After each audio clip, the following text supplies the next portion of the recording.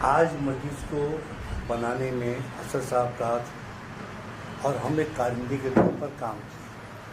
10 साल से मैंने बरतारे खुद कांग्रेस में होने के बावजूद वारिस पठान को चुन के लाया यहाँ पर। दूसरी मर्तबा जब उसको टिकट दी गई तो मैं टिकट मांगने गया था। असद साहब ने ऐलान कर दिया था, फिर मुझको मजबूरी तौर पे वारिस पठान का साथ देना पड़ा और वारिस पठान के लिए असद साहब ने झूला मैदान में खड़े होकर माफ़ी मांगा कि जो भी गलतियाँ इसने की उसके लिए माफ़ी मांगता हूँ। उसके बाद से लेकर अभी तक 5 साल हो गया, वो देखने तक नहीं आया, झांकने तक नहीं आया। ये बात के सब गवाह हैं। और यहाँ पर मैं मुंबई शहर में डिस्ट्रिक्ट बनाया, तालुका बनाया, वार्ड बनाया। आज मुझको सीट दे रहे हैं आप लोग और मेरे पद ले रहे हैं आप लोग, ये गैर वाजिब बात है। मेरे बगल की सीट है, वो सीट मेरे लिए बहुत इम्पोर्टेंट सीट है, आपके लिए भी इम्पोर्टेंट, क्योंकि फिरका परस्त आपको तोड़ना है। तो मैं आपसे गुजारिश करता हूँ, बहुत ही मुआदबाना गुजारिश है कि आपकी सीट आपको मुबारक, आपका पद आपको मुबारक। खुदा हाफिज़, अल्लाह हाफिज़, नमस्कार। चल, जय हिंद, जय महाराष्ट्र।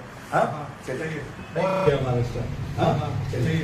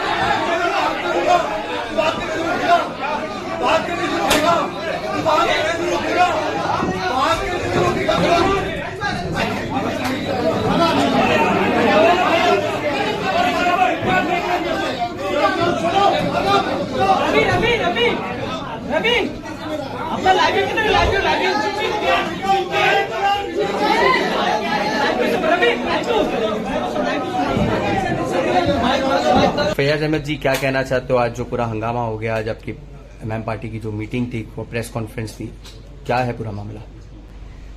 देखिए, मुझको कल तकरीबन शाम को 5-6 बजे करीब इंटरजेल का फ़ोन आया और ये कहा गया कि फैयाज भाई कल प्रेस कॉन्फ्रेंस रखना है तो बस ऑफिस साफ करवा दीजिएगा और प्रेस का इंतजाम कीजिएगा।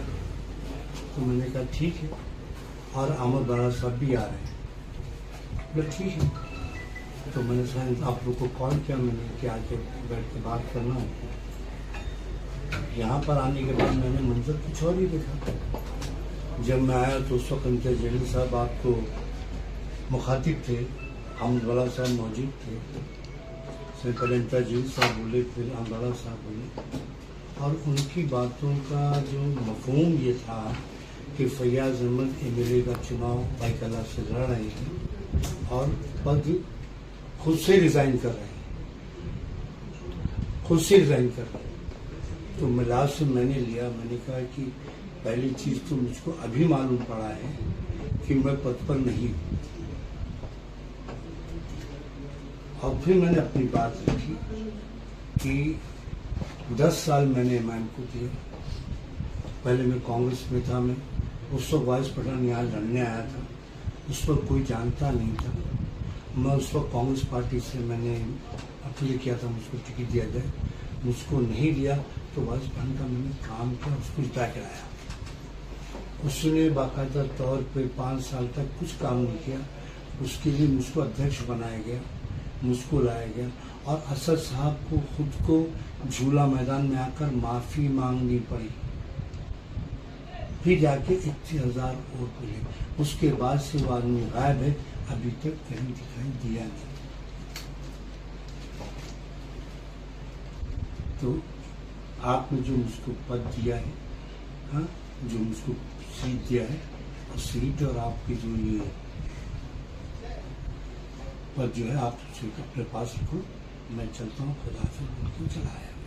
आपके बात बोलने की कुर्सी पे से उठने के बाद में फिर सब चिल्ला पगार हुई और जिसमें बोला गया कि अब इम्तियाज जलील बीजेपी के है और बहुत से ऐसे आवाजें दी गई। मेरा भाई एक बात आवाजें होती है, एक ही सीट जीतने की बात कर रहा भाई खल्ला, और उसके बगल में हेड ऑफिस है और सदर को चेंज कर रहा, क्या मनती है उसके पीछे?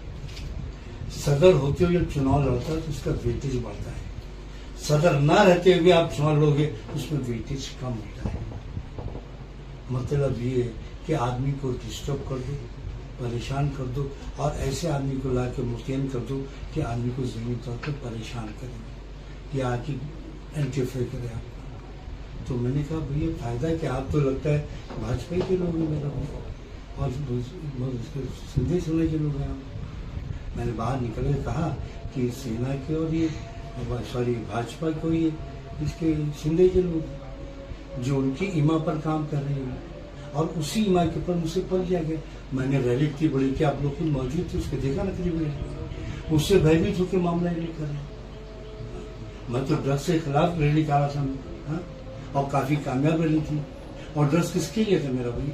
नई नस्लों को बचाने के लिए, जनरेशन को बचाने के लिए, देश को बचाने के लिए। आज तक मुंबई शहर में किसी ने रैली किया है क्या? मैं तीसरी रैली थी मेरी ये, ताकि समाज को अपन अवेयर कर सके, समाज को उठा सके, समाज को बता सके नशा गलत है। उसका मुझको ये परिणाम दे रहे हैं आप लोग। क्या आप अभी पार्टी में रहोगे? क्या है? मैं तो पार्टी को त्याग करके वहां से आ रहा हूँ मैं, और बबांगे दोहर मैंने उनसे कहा कि आपकी सीट आपको मुबारक, आपकी पद आपको मुबारक। क्या आपको लगता है जो आपके जो एमएम पार्टी के जो वरिष्ठ नेता है ओवैसी साहब, उनको भी इसके बारे में पता था? और मेरा भाई मैं एक बात जानता हूँ, बगैर ऊपर के लोगों से इजाजत लिए नीचे कुछ नहीं होता। यहाँ पर एमपी के चुनाव में चांदीवली में रमजान चौधरी नाम का व्यक्ति खड़ा किया, बगैर मेरी इजाजत के, और मुंबई के किसी भी व्यक्ति को पता नहीं था, न यूथ को पता था, न डिस्ट्रिक्ट को पता था, न तालुका को पता था, न वार्ड को पता था। जाके 3 बजे के बाद रमजान चौधरी को टिकट भरवा दिया गया वहां पे और ऐलान कर दिया गया। तो आपने जब पद दिया है तो उसकी गरिमा का भी ख्याल रखना चाहिए आपको। और कैसे ऊपर पता नहीं चलेगा? ऊपर से बी फॉर्म आता है, चलो पता होगा ना मेरा, इसके अंदर कोई ना कोई मैनिपुलेट हुआ है ना मेरा। आपको क्या लगता है अभी इस तरह से जो आपके साथ में हुआ तो आने वाले चुनाव में कितना असर दिखा जाएगा एमएम पार्टी को लेकर मुंबई में? मैं अपनी जात को बोल रहा हूँ, मैं जहाँ तक मैं अपना मुतमईन हूँ, एक बासी की मजलिस जो है कौम का नाम है, उसके साथ दिल लगा हुआ है। लेकिन जो लोग लेके चल रहे हैं वो सही मानों में मजलिस कौम के नहीं है। कौम को धोखा दे रहे हैं, समाज को धोखा दे रहे हैं, कौम को भयभीत कर रहे हैं, और सिर्फ बोल वचन कर रहे हैं लोग, बोल वचन कर रहे, बाकी कुछ नहीं कर रहे हैं लोग। मैं 5 साल यहाँ पर था, मैं हेड ऑफिस के ऊपर 5 साल में एक पैसे का रवा नहीं कि हैदराबाद से कोई मदाई हो। मैंने बाकायदा तौर पर जो अपने हो सका जेब से मैंने काम किया वहां पर, जो भी आदमी उसको इज्जत एहतराम दिया मैंने। आज ऐन चुनाव के मौके पर आपको सदर बदलने की जरूरत क्या?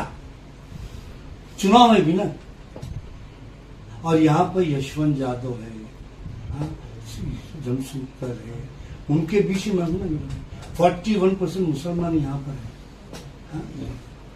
तो 41% में अगर 1-2% बाहर से मिल जाएगा तो आराम से निकलेगी यहाँ से।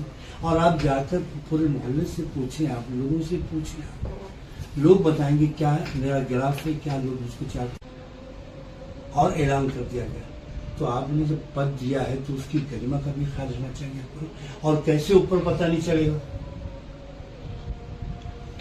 ऊपर से बी फॉर्म आता है, चलो पता होगा ना मेरा, इसके अंदर कोई ना कोई मैनिपुलेट हुआ है ना मेरा।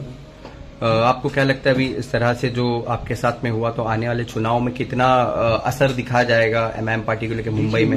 मैं अपनी जात को बोल रहा हूँ। मैं जहाँ तक मैं अपना मुतमईन हूँ, एक बासी की मजलिस जो है कौम का नाम है, उसके साथ भी लगा हुआ है। लेकिन जो लोग लेके चल रहे हैं वो सही मानों में मजलिस कौम के नहीं है। कौम को धोखा दे रहे हैं, समाज को धोखा दे रहे हैं, कौम को भयभीत कर रहे हैं और सिर्फ बोल वचन कर रहे हैं। लोग बोल वचन कर रहे, बाकी कुछ नहीं कर रहे हैं लोग। मैं 5 साल यहाँ पर था, मैं हेड ऑफिस के ऊपर 5 साल में एक पैसे का रवा नहीं कि हैदराबाद से कोई मदाई हो। मैंने बाकायदा तौर पर जो अपने हो सका जेब से मैंने काम किया वहाँ पर। जो भी आदमी उसको इज्जत पहचान दिया मैंने। आज ऐन चुनाव के मौके पर आपको सदर बदलने की जरूरत क्या? चुनाव है भी ना। और यहाँ पर यशवंत यादव है, जमशेदपुर है, उनके बीच में 41% मुसलमान यहाँ पर है। तो 41% में अगर 1-2% बाहर से मिल जाएगा तो आराम से निकलेगी यहाँ से। और आप जाकर पूरे मोहल्ले से पूछें, आप लोगों से पूछें, लोग बताएंगे क्या मेरा ग्राफ है, क्या लोग उसको चाहते कि नहीं चाहते। और वारिस मियां के बारे में पूछें आप जाके, वारिस को कितना चाहते कितना नहीं चाहते, पता चल जाएगा आपको। तो ये सारी बातें जो मेरा भाई, मुझको एक बात साफ होगी कि ये सिर्फ एक कमर्शियल लोग हैं, इनका सोशल लाइफ से कोई कनेक्शन नहीं। आज 5 साल हो गए इम्तियाज जलील महाराष्ट्र के सदर हैं। एक मरतबा भी कभी भी किसी भी प्रोग्राम में आए हैं क्या? वो 6 MPs है यहाँ पर, 6 डिस्ट्रिक्ट है, 36 MLA है, तो 27 नगर सेवक है। मैं सब जगह डिस्ट्रिक्ट प्रेसिडेंट बनाया, तालुका प्रेसिडेंट बनाया, और वार्ड का काम मैंने किया। सिर्फ बुराई ढूंढ ढूंढ के बोलते हैं आप। हाँ, कभी तारीफ तो करो हमारी। तो ये बात समझ में आ रही है, कोई काम से मतलब नहीं है, इनको मतलब है अपने जेब गिराबा को देखना। फैयाज जी, आपसे एक आखिरी सवाल, क्या यहाँ के जो लोग आवाम है बाइकल्ला मदनपुरा के कॉन्स्टिट्यूंसी के, तो उनके कहने पे क्या आप इस चुनाव में इंडिपेंडेंट खड़े हो गए? देखिए मेरा भाई, मैं अभी कुछ बोल नहीं सकता, समझे ना, क्योंकि ये सारा मामला जो है आवाम का है, फैसला वो करेंगे। खड़ा होना नहीं होना, क्या होना क्या नहीं होना, मेरे दिल की बात मैं बोल कर गया मेरा भाई। मैं कभी भी किसी भी तरीके से प्रेशर में रहकर काम नहीं कर सकता, और न किसी दबाव में आके मैं काम कर सकता हूँ। मेरी यही बेबाकी जो है, चाहे असेंबली में हो, चाहे कारपोरेशन में हो, चाहे कांग्रेस पार्टी में, हर जगह बेबाकी से जाना पहचाना जानता हूँ। और मैं मदनपुरे वाला हूँ, मदनपुरी की जुबान बोलता हूँ, मदनपुरी की पहचान बोलता हूँ, मदनपुरी की शनाख्त हूँ। मैं दबने और ठसने वाला आदमी नहीं हूँ। मैं जब मैं यहाँ पे लाके इमाम को जिंदा कर सकता हूँ मैं, हाँ, तो इंशाअल्लाह अल्लाह ने चाहा तो उसका आखिर भी मैं ही करूँगा इंशाअल्लाह। फैयाज भाई, इम्तियाज जलील ने कहा है कि आपने पॉलिटिकल सुसाइड किया है, ये जो भी इंसिडेंट हुआ है उसको लेकर। मेरा भाई, ये पॉलिटिकल सुसाइड उन्होंने किया, मैंने नहीं किया। मैं तो सिर्फ कौम की दर्द में, मिल्लत की दर्द में, समाज की दर्द में, मुल्क के आइन को बचाने के लिए इस पार्टी में था मैं। लेकिन उसका पूरा सिलसिला बिखर गया। मेरे सामने बुला के बोल रहे हैं कि उसको ये अध्यक्ष बन है, मुझको मालूम अभी पा रहा है, लश्करी बन रहा है। ये कितना बड़ा गलत काम किया लोगों ने, हाँ? और आज तक हिंदुस्तान में कहीं पर भी आपने देखा है कि किसी प्रेस कॉन्फ्रेंस के अंदर कोई बात होती है? जब आपके मिजाज के खिलाफ कोई बात होगी तो डेफिनेटली आपको हर्ट होगा। मैं 1 टाइम MLA, 3 टाइम नगर से रह चुका हूँ, और मेरी ऑफिस भी वही है, घर भी वही है, मोहल्ला भी वही है, वही 2 शबाबों का लश्कर मेरे पास आज भी है। मेरे कोई बदला नहीं है। इनका घर पता लगा लो, आप प्रॉपर्टी पता लगा लो, सब हम पड़ेगा कौन कितना दाम कितना कम है इनके अंदर। आज तुम हैदराबाद से यहाँ पे आए ना, हाँ, आपको स्वागत किया ना, हमने प्यार दिया ना आपको, हाँ, लेकिन ये सब ये सिला दे रहे हैं आप, हाँ? मेरा टिकट भी अनाउंस करे आप लोग, तो टिकट मसला नहीं मेरा। मैं मदनपुर के कांधे पे आखिर सफर करूंगा मैं, हाँ, कानून देने आप नहीं आओगे, मेरे लोग ही आएंगे ना, तो उनके सामने बता ही नहीं कर सकता। जो बात है फैक्ट बोल रहा हूँ आपसे मैं। इम्तियाज जलील ने यह भी कहा है कि वो आपसे चर्चा करेंगे इस विषय पर। मेरे को चर्चा देखो लाख करो आप, लेकिन जो बातें हो गई हो गई। मैं चर्चा करने के मूड में हुई नहीं, क्योंकि आपने बाबा ने दौर प्रेस कॉन्फ्रेंस में बाकायदा बुलाकर मेरे जहन को आपने ठेस पहुंचाया है। मैं ईमानदारी से काम करने वाला, 10 साल मैंने एमआईएम पार्टी को दिया है। मैंने एक तुम्हारे लूले लंगड़े आदमी को मैंने लेके झेला हूं यहाँ पर मैं, और मैंने पूरा मदनपुर इस बात का गवाह है। आप बाहर निकलिए, किसी से पूछिए ना, आपको सब मालूम पड़ेगा क्या है क्या नहीं। उस आदमी के पास चुनाव लड़ने के पैसे नहीं थे। वर्ष पड़ गया यहाँ पर हमारे यहाँ कितने दोस्त अहबाब है ना, वो लोग चंदा करके चुनाव ला के दिया उसको। वो आदमी ने कभी छापने हमारे बीच में दिया है।